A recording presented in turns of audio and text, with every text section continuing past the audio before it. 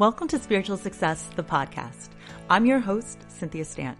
As a dedicated student of metaphysics, I have skillfully honed my intuition, mastered the art of meditation, and cultivated a disciplined spiritual practice that has led me to become a multi-seven-figure top sales producer. Today, I work with thousands of business professionals, entrepreneurs, and their teams to up-level their sales game and create magic in their business and life. On this show, you will see that all success truly happens when you authentically align with your intuition.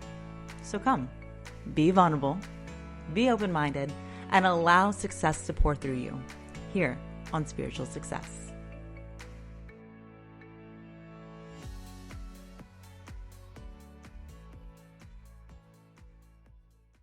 Hello, successful souls. Oh my goodness, I get this question all the time, and I can't believe I'm finally doing a podcast episode about it. It's a simple question, but I totally understand why you're asking it. And it's funny because this thing has changed dramatically in my life, but it's also one of the most important things to really stay in the high vibe of being a successful woman. It's all about my morning routine. So if you asked me about a year ago what my morning routine was like, it's completely different than it is now. About a year ago, while we're recording this live, I was working in an executive position as a sales sales manager. I was working 80+ hour weeks. I had to start at like 6 in the morning. Sometimes it was like really late at night, weekends, holidays, all of that. Now that I decided to be the director of my life and hire the actors, fire the actors, write the script, I'm the CEO, I am the shot caller, I own my own business, things are quite different, and if you ask me, much better. So a lot of times people think, Cynthia must be getting up at 5 o'clock in the morning. Oh, hell no. No, that's not quite how it is. But let me tell you how it is, how it's changed, and why I do exactly what I do. So there is some rhyme and reason to it, and it's really honestly the most important part of the day, if you ask me. So I start my morning laying in bed, and I wake up around 7 a.m., between 7 and 7:30, usually 7. Cynthia, wait, don't you have 2 little ones? I do. Here's the thing. Joey and I, we've been married for 9 years now, my husband, and we realized that we both have strengths, and some of our strengths are much stronger than our partners. I'll be honest with you, I'm not really a morning person. Now, I'm not an anti-morning person, but I'm not like him. He's crazy, y'all. His alarm goes off and he flies out of bed and he's just like, woo! And trust me, I'm excited, I am happy, and I'm so in love with life, but I still don't fly out of bed. When I wake up in the morning, I lay in bed for about 15 minutes. I just say everything I'm thankful for. I think about all the things I get to do today. I remember in my old job, hating life and being like, oh, just want to go back to sleep. I have to do all these things today and it's going to be miserable and terrible. And is it the weekend yet? And no, it's not like that. When you really are the boss of your life, the CEO of your life, it's not just this cliche thing people say to be like, I'm really happy. No, it's you are excited to be alive. Like people complain about Mondays. No, Mondays are the best days. It's like, how am I going to change people's lives today? How am I going to create a great impact? How am I going to make, amazing income for my family? Like, how am I going to show my magic to the world today? Like, that's how I think every day. And it's amazing. And so I think about that as I am waking up, and I do a lot of my affirmations. Here's the thing that people are shocked about. I don't meditate when I first wake up. Now, I'm the queen of meditation. I say to meditate every day because meditation is to your soul what food and water is to your body. But little quick tip, I don't do it when I first wake up because I'm groggy. I'm not cute in the morning. My hair's all over. I look in the mirror and I look like Beetlejuice sometimes, my poor husband. I got to put my eyeballs in because I wear contacts. So I just like to wake up and, get started. Now, here's a fun tip that I teach my clients. I purposely don't wake out of bed the same way every day. So I know what you do. You probably get out of bed and you get up the same side every day, and then you probably do the same thing, which is most likely go to the bathroom, right? Look in the mirror and then go and get your cup of coffee. If you're somebody who wants to have excitement and adventure and magic and change and variety in your life, well, you're the boss. Why don't you start it off that way? if you want to have change, be the change you wish to see. So I add some adventure on how I wake up every morning. I get different sides of beds. I jump on the bed sometimes like a little kid. Sometimes I'll do a ninja monkey roll and roll down the bottom, and I just spruce it up. Like, I know it sounds silly, but little things count. Little things matter. So I do kind of wake up with some adventure every morning. My husband's always like, "What's it going to be today, crazy lady?" So that is the first thing that I do. A second little tip that I'd love to give you is that I don't look in the mirror right away. I know you are used to doing that, and it's probably habit. And like I said, you go to the bathroom most likely the first thing. It's just what people do. It's 8 hours or so that you've been sleeping probably without, okay, we get it. That's why we go. But here's the thing. I don't look in the mirror because ego wants to identify that it's here in the body and that it's time to take over. When you first wake up and you're still in that dreamy state, you're kind of like a little groggy and everything, your subconscious is on full level. Don't let the conscious like completely take over yet. And that happens, that's triggered immediately when you look in the mirror. So go as long as you can without looking in the mirror. Usually I'm happy to do that because I must sleep cray cray or something because my hair is always nuts and all that. So the other thing is, remember, the reason we're not meditating when you first wake up is because you don't want to be sleepy. Meditation is focused attention. It's really using your mind to focus and control your thoughts so that your thoughts aren't controlling you. And when you are in that, sleepy kind of state, you are in a dreamlike state. So you're more of a daydreamer. You might fall asleep. And that's not what we're doing in meditation. That's why I don't do it. So the very next thing that I do is I go and get my coffee. And at this point, my boys are usually getting ready to leave for school, or they come and tackle mommy in bed and beat me to it. I don't set an alarm. My body just kind of naturally wakes up, and I also hear everybody wake up before me.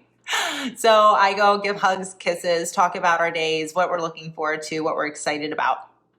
And the boys head off to school.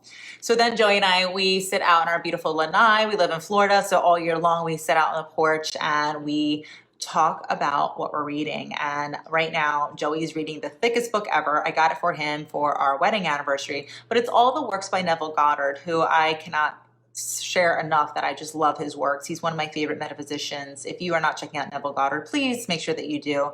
I go really in depth with Neville Goddard works and with my clients in the 12-month spiritual success experience. It's that important and that life-changing. So it's really fun that my husband is reading it too. And so I'll ask him, what did you read today? And then we talk about it. And then we talk about how can you apply this in your life? How can I apply this in my life? How can I do this with you in mind? Because when you pray and use the law of assumption for somebody else, it magnifies. It's so much easier to manifest for other people because you're not connected to the expectation or the outcome as much. So that's another little quick tip, just so you know. So he thinks of me as the best version of myself, and I think of him achieving his dreams as the fullest version of his potential.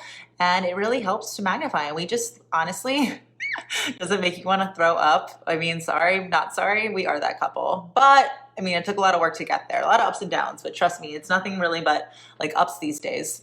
And so we, spent half hour doing that and then thinking about what we want. And we really focused on our monthly vision board that we have together, because I have mine, but we have one as a couple. So vacations that we want to plan, extracurriculars that we want to get the boys into, business ideas, things that we're doing as that we share, like our home and getting new furniture. Like right now, tonight, we're going out to get a new golf cart, which is something that like we've been wanting because we live in a nice, community where you take golf carts everywhere. And so it's just, are we really putting action towards aligning with our goals? We do that together in the morning.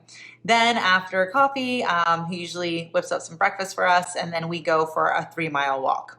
Now, the 3-mile walk is super important because I'm all about doing the most for the biggest return. And I love our walks because we live in such a beautiful community. And it really just reminds us of the abundance and, where we've been versus where we are now. That's always so fun to remind ourselves. Just when we look around, the palm trees, the landscaping here, it really, you feel like you're in Disney World. It's like world renowned. And so it always reminds us like everything we have now, we once prayed for, you know what I mean? So it's nice to share that together. But also, we're getting exercise. I didn't realize how amazing walking is because you don't feel tired after, but got me a Fitbit and man, my world has changed. It's really amazing how many calories you burn and how much stronger your body gets and your endurance and your health all the way around just from walking. And 3 miles it adds up, So every day we hit about 10,000 steps. And that walk is just so fun for us. Then what happens is it's like a little date. So we really spend time together because we have the kids, we have all the extracurriculars, my business, his business, our rental portfolios, like we have a lot going on. And so it's nice to have like date time together. And then also we talk about my business a lot. My business is my passion, my baby. It's so fun to have a business partner within him because he has his own companies too, but he has a business partner. And like, it's so great to have somebody to vent with or to brainstorm with or to bounce ideas off. And we do that together, which is super nice. So it's like a win-win-win. It's health. It's reminding us of where we come from and it's, gratitude. It's showing us, reminding us abundance and wealth. We're getting our fitness in. We're having daytime together. It's like a win-win-win-win-win-win. So that's why we do the morning walk. Then I head on over afterwards to the gym. Yeah, it's kind of a lot if you think about it, but I love working out. I am a woman who has lost 75 pounds and I go to Burn Boot Camp in Nocatee, Florida. Oh my gosh. I'm not sponsored or affiliated with Burn Boot Camp. Maybe I should be because I love them that much. My life has dramatically changed since joining Burn Boot Camp. I love them. It is the hardest workouts I've ever done. It's all like HIIT training, a lot of strength training, cardio, intense. Like you are looking like you jumped in a pool when you're done. But I love it because I run a business. I have children. I, have employees. I have all this stuff in my head that is wonderful. And it's not that it's overwhelming or stressful, but it's just like a lot of being in your head. And it's really important that when you're doing energy work, that you focus on mind, body, spirit, because embodying the energy brings it down to the physical. So I love when I work out because I get out of my head because you can't think about next launch conversion event or, what your sales are when your butt is literally, your booty's burning that bad. All you can think of is the pain. And there's something therapeutic about that. So when I come home, I shower, I freshen up, and then I have my morning meeting. Usually around like 9:30 is when we do that. So I can get all that in. The Burn Boot Camp's only like 40 minutes. So that usually happens around 9:30 that I meet with my team. And my team's all over, so it's a nice happy medium that we can all meet at that time. Then it goes into crushing my day.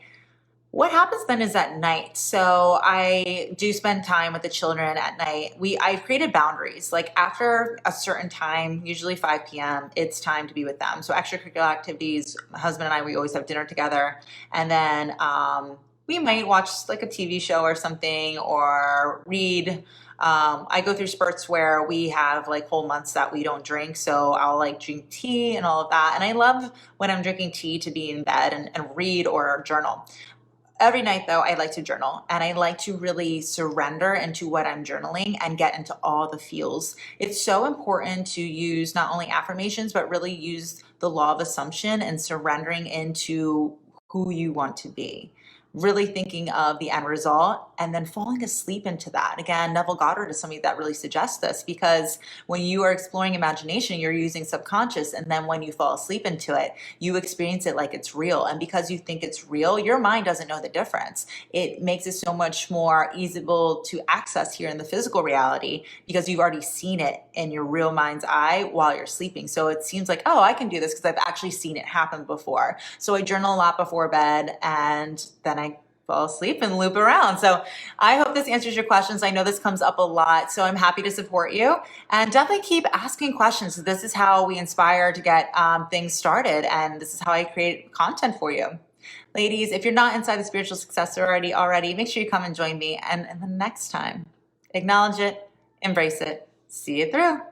Hey, successful soul. Before you head to the next episode of Spiritual Success, be sure to come join me and other like-minded entrepreneurs and business professionals in my Facebook group called Spiritual Success Sorority. Everyone is welcome. And if you're loving the show, you're going to love the group even more. There, I'll be engaging with you weekly in live shows, listening to your input for new weekly topics, and hosting exclusive workshops for members only. So if you're looking to really up-level your financial and personal success, meet me on over in the Spiritual Success Sorority Facebook group. See you on the inside.